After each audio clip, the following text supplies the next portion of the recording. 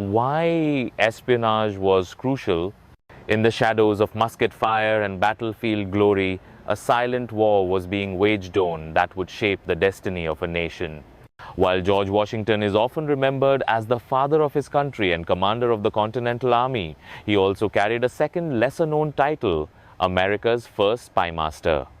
In a time when defeat seemed imminent and betrayal lurked at every corner, Washington turned to the art of espionage not out of preference, but out of necessity.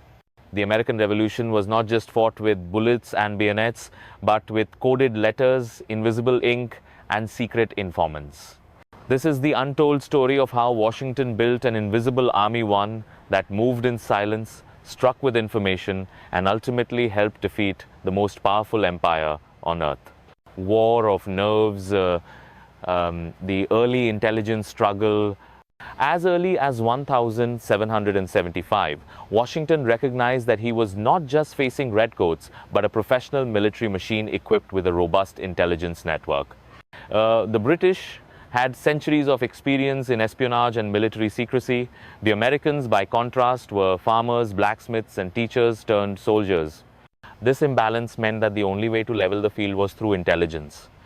Washington began organizing informants, messengers, and code systems, but it wasn't until the defeat at Long Island in 1776 that he truly understood the urgency.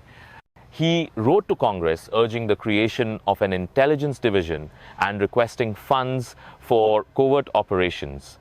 From that moment, Washington no longer saw espionage as optional, it became the soul of survival. Why Washington succeeded where others failed. Washington was a man of restraint. He trusted slowly, but once loyalty was proven, he offered autonomy and protection. He personally reviewed spy reports, altered strategies based on intelligence, and even devised false plans to confuse the British. His success came not from brute force, but from intellectual warfare. Unlike many European commanders, he embraced secrecy as a discipline. He kept his spy network fragmented, so no single betrayal could expose the whole system. He also understood the psychology of betrayal, offering pardons and protection to informants from enemy lines who were willing to switch sides. Washington didn't invent espionage, but he Americanized it, turning it into a decentralized, adaptive, and deeply human system. Early spy efforts. 1775, 1777. Before the formation of any formal intelligence ring, George Washington had already begun experimenting with rudimentary spycraft. The year was 1775. War had broken out in Massachusetts. The Continental Congress had placed their faith in Washington to lead the rebellion. But Washington knew that military strength alone would not ensure victory. He needed information accurate, timely, and actionable. The roots of American espionage. Washington's first real venture into spycraft came with Nathan Hale, a Yale graduate and volunteer officer. In September 1776, Hale volunteered to go behind British lines in New York City to gather information. Unfortunately, he was captured within days and hanged without trial. His famous last words, "I only regret that I have but one life to lose for my country," became legendary. But to Washington, Hale's failure underscored a painful truth. America needed professionalized intelligence, not just heroic volunteers. Building trusted channels. After Hale's execution, Washington became more cautious. He began recruiting local civilians, people who knew the terrain, the dialect, and the social circles of the British-occupied towns. These were farmers, merchants, tavern owners, people no one would suspect. Washington insisted on layers of protection. Messengers didn't know the content of the letters they carried. Informants were given aliases, and many operations were kept secret even from top generals. Methods in the shadows. As these early networks began to take shape, Washington employed several rudimentary but clever methods of intelligence gathering. Fake letters. Washington would write false documents suggesting troop movements to be accidentally found by the enemy. Disguised couriers. Messengers would pose as merchants or refugees, hiding coded notes inside buttons or shoe soles. Dead drops. Information would be left at specific locations inside trees, under stones for others to pick up later. Invisible ink. Using lemon juice, milk, or specially mixed chemicals, spies would write between the lines of innocent-looking letters. Though these early efforts were inconsistent, they laid the foundation for what would become one of the most sophisticated spy networks in American history. Washington learned key lessons. Heroism without discretion leads to tragedy. Trust is earned slowly and managed tightly. Intelligence is not just about collecting information, it's about interpreting, protecting, and using it wisely. By the end of 1777, Washington had enough knowledge, experience, and urgency to establish a formal spy ring. And with that came the birth of the legendary Culper Ring, birth of a shadow network, the Culper Spy Ring, America's first intelligence agency. In 1778, George Washington faced a daunting problem. British forces had seized New York City and were using it as their central command base. The American army lacked the strength to take the city by force, so Washington turned to espionage. He approved the formation of a secret ring of civilians and part-time agents to gather information from inside British territory. It would come to be known as the Culper Spy Ring. The architects of secrecy. The ring was organized by Major Benjamin Tallmadge, who served as Washington's intelligence chief. Tallmadge used the pseudonym John Bolton, and he recruited reliable civilians from his hometown on Long Island.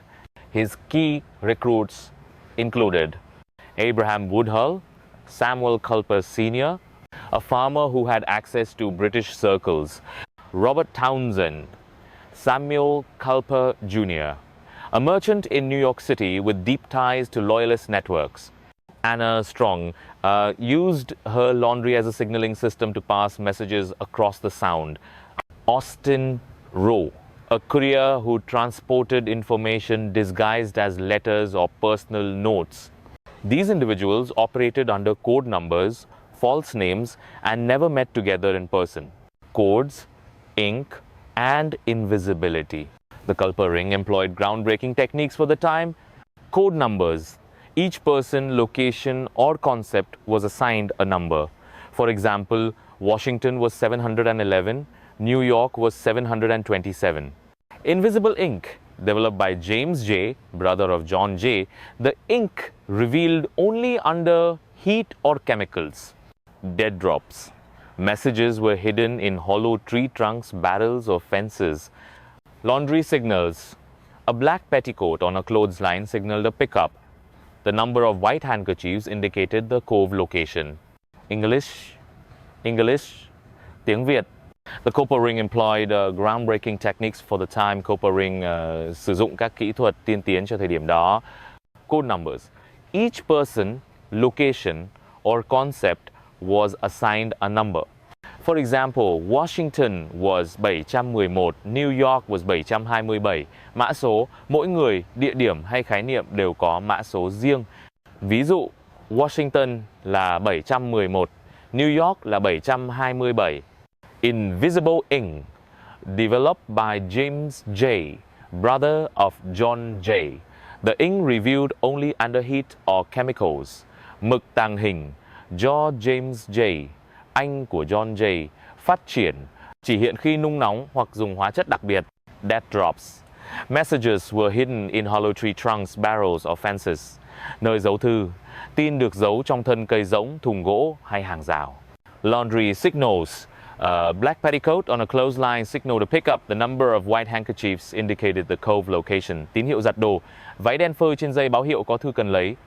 Số khăn tay trắng thể hiện vị trí cụ thể. These methods allowed the ring to pass messages without ever speaking directly. Critical missions and intelligence wins. Over 5 years, the Culper Ring provided intelligence that changed the course of the war. Examples include foiling Benedict Arnold's treason, 1780. The ring detected signs of betrayal long before it was confirmed. Tracking British naval movement, Reports from Townsend revealed ship schedules and supply weaknesses. Protecting Washington's location, the ring prevented multiple assassination and kidnapping attempts. Their most important achievement may have been disinformation, feeding false data to British commanders to alter enemy strategy. A legacy of silence. Even after the war, Washington kept the Culper Ring's existence secret. Some members' identities weren't confirmed until more than 100 years later. Washington never rewarded them publicly. He believed their greatest service was their sacrifice in anonymity. In many ways, the Culper Ring became the spiritual ancestor of the CIA, which would be formed centuries later. Techniques and tools of espionage, invisible communication. Perhaps the most iconic innovation of Washington's spycraft was the use of invisible ink. Letters would appear innocent but conceal vital intelligence written between the lines using special chemicals. Two types of ink were commonly used: heat revealed, like lemon juice, and chemical reactive ink, developed by James J. These messages could only be decoded with heat or by applying a chemical developer solution. It allowed messages to pass through enemy checkpoints undetected, making it a powerful tool of secrecy. Codes, ciphers, and aliases. Washington's ring developed a sophisticated system of code books to protect information. Each person, location, object, or event had a numeric code. Example, 711 stood for George Washington, 727 for New York. These codes were used in letters, reports, and oral communication to avoid detection. Pseudonyms were also common. Samuel Culper Sr. and Samuel Culper Jr. were fake names for Abraham Woodhull and Robert Townsend.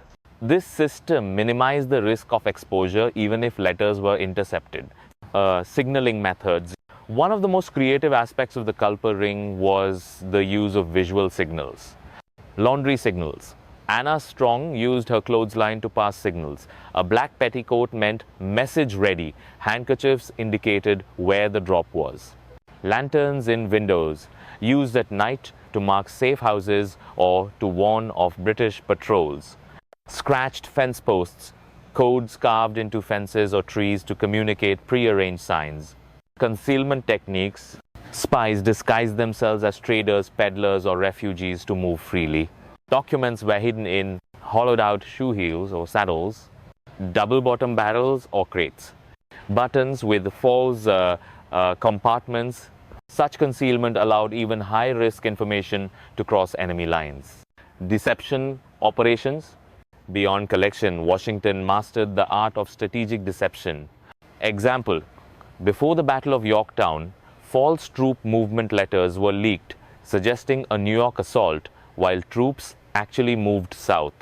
The British, misled by the fake intelligence, diverted troops to the wrong location. These active measures were the earliest use of disinformation in American warfare. Famous spies and their missions. Nathan Hale, the martyr spy. Nathan Hale was one of the first American spies volunteering to infiltrate British-held New York in 1776. His mission was brave but tragically amateur. Within a week, Hale was captured by the British and executed without trial.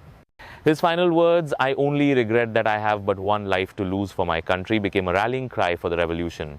Though he failed, Hale's courage inspired Washington to seek better trained agents. Abraham Woodhull, người nông dân làm điệp viên, operating under the alias Samuel Culper Sr., Abraham Woodhull was a Long Island farmer and the backbone of the Culper Ring. He had access to New York City through family ties and social connections. Woodhull gathered intelligence about British troop movements, supplies, and plans, sending them coded through messengers. He nearly got caught several times and once had to suspend activity for fear of execution. Despite the risks, his reports proved crucial to Washington's strategic planning. Robert Townsend, the invisible merchant, under the name Samuel Culper Jr., Robert Townsend was perhaps the most important operative in the ring. A journalist and merchant in New York, he had access to British officers, loyalist merchants, and government officials. He was deeply cautious. Washington never knew his true identity during the war. Townsend's intelligence included details on troop deployments, morale, secret alliances, and more. His reports shaped the outcome of the Yorktown campaign and revealed Benedict Arnold's treason. Anna Strong signals from the clothesline. Anna Strong used her own home in Setauket, Long Island, as a communication node. She signaled Woodhull using her laundry. A black petticoat on the line meant a message was ready. The number of handkerchiefs told him where to retrieve it. Though she never crossed enemy lines, her visual code system was essential to avoiding interception. Her role is now seen as pioneering female tradecraft in American espionage. Benedict Arnold, the fallen general. Once a trusted American general, Benedict Arnold's betrayal in 1780 shocked the entire nation. He conspired to surrender West Point to the British in exchange for money and a rank. His contact was Major John Andre, a British intelligence officer. Thanks to Washington's spy ring and loyal scouts, the plot was uncovered. Andre was captured with secret plans in his boot. Arnold escaped to the British side, but his name became synonymous with traitor in American history. Counterintelligence and deception tactics. The necessity of counterintelligence. Spying was not just about gathering information, it was equally about protecting secrets and deceiving the enemy. Washington understood this duality better than anyone. He believed counterintelligence was vital to preserving the integrity of his operations. In fact, he once wrote, "There is nothing more necessary than good intelligence to counteract deception and to prevent it from being used against us." And identifying traitors within, Washington feared infiltration from within more than open attacks. He created internal vetting processes to investigate suspicious officers and couriers. Washington even had some of his own aides monitored to ensure no one was leaking information. Known sympathizers of the British Crown were kept under surveillance. The Culper Ring never operated in large groups, minimizing the chance of betrayal, affecting the entire network. False plans and fake documents. Washington frequently employed deception operations to mislead British commanders. Fake dispatches would be lost on purpose to confuse enemy scouts. He built fake camps with rows of empty tents to exaggerate his troop size. Wooden cannons, Quaker guns, were placed on ridge lines to appear threatening from afar. These misdirections often caused the British to delay attacks or deploy troops inefficiently. The Andre Incident, counterintelligence victory. One of the greatest counterintelligence operations in the war was the capture of Major John Andre, a British spy. Andre was working with Benedict Arnold to betray West Point to the British. Disguised as a civilian and carrying secret documents in his boot, Andre was stopped by American militiamen. Andre was hanged as a spy. Washington refused a prisoner exchange. This event boosted morale and validated the effectiveness of Washington's counter-espionage measures. The power of disinformation. Washington used disinformation as a weapon long before the term became common. He understood that planting false ideas in the enemy's mind could change the course of battles. During the final campaign at Yorktown, Washington leaked plans of an attack on New York while secretly moving his army south. The British were completely fooled and failed to reinforce Yorktown in time. This led to Cornwallis's surrender and the end of major hostilities. Legacy, how Washington shaped American intelligence, the foundation of a new model. George Washington didn't just use speech, created a system that would outlast the revolution. His approach was not bound by European traditions, but based on American innovation, adaptability, and discretion. He believed espionage was not dishonorable but necessary for national survival. This attitude laid the groundwork for future intelligence institutions. Principles that endured. Several principles from Washington's spycraft remain relevant today. Compartmentalization. No one knew everything, limiting the damage of betrayal. Human intelligence. Trusting boots on the ground informants over written reports. Adaptability. Adjusting methods based on enemy behavior and terrain.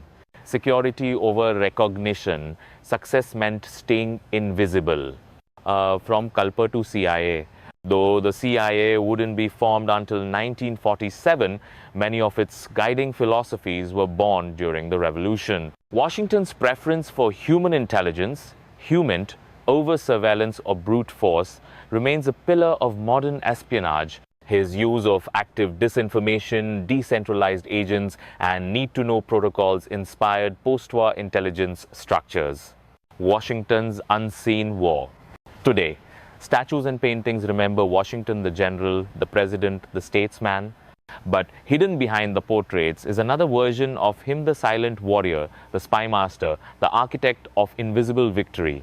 His legacy reminds us that wars are won not only by armies, but by intelligence, by those brave enough to fight in the shadows.